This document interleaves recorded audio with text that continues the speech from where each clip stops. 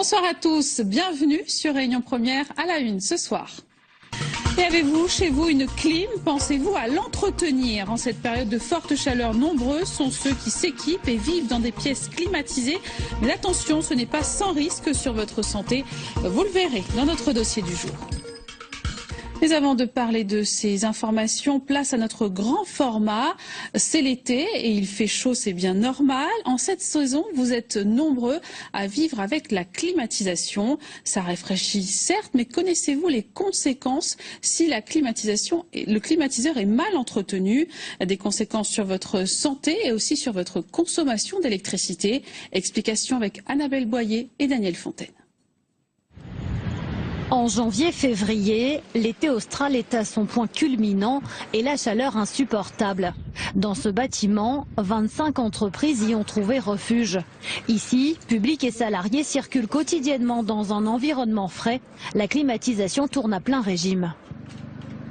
On travaille toute l'année dans la clim, justement avec la chaleur, avec les ordinateurs, tout ça. On a absolument besoin de climatisation qui est à peu près réglée entre 24 et 25 degrés tous les jours. Voilà, sans ça, c'est pas possible. C'est un moyen de confort pour nous.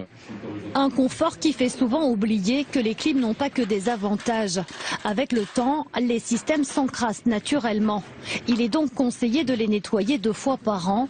Cette installation, par exemple, n'a pas été entretenue depuis 5 mois. Ce mardi-là, c'était jour de récurage. Ça, c'est une bâche. Ça va permettre de récupérer toutes les impuretés, toutes les bactéries qui vont tomber de la clim. Ensuite, on va pulvériser un dégraissant sur la batterie pour pouvoir nettoyer. Avec cette brosse-là, on va gratter pour faire tomber toutes les impuretés. Par la suite, on va prendre notre machine et faire un nettoyage approfondi tout autour de la batterie et ainsi que la turbine.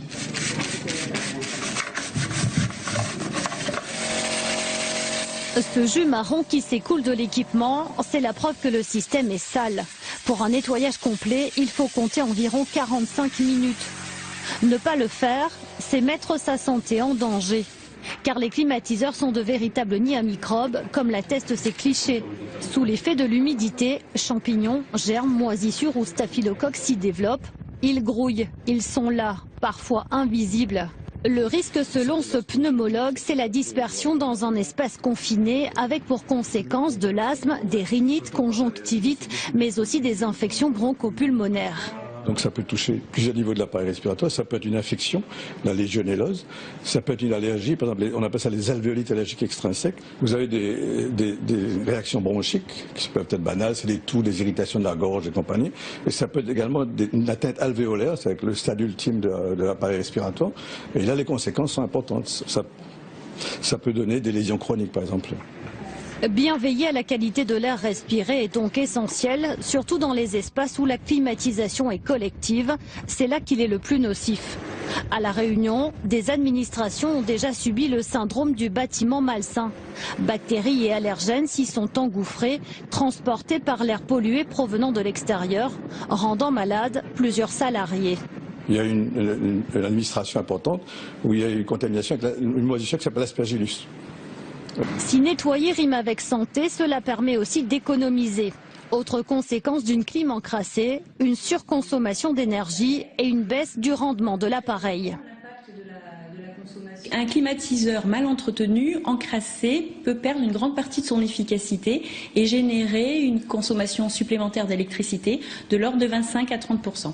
Alors quand on sait qu'à La Réunion, le simple fait de climatiser pèse très fortement sur la demande d'électricité du territoire, ces consommations supplémentaires viennent inutilement alourdir la demande d'électricité. De plus en plus, la population comprend l'importance d'entretenir ces installations. Pour preuve, la société dans laquelle travaille ce technicien a vu le nombre de ses interventions augmenter ces dernières années, à 6 000 nettoyages l'an dernier.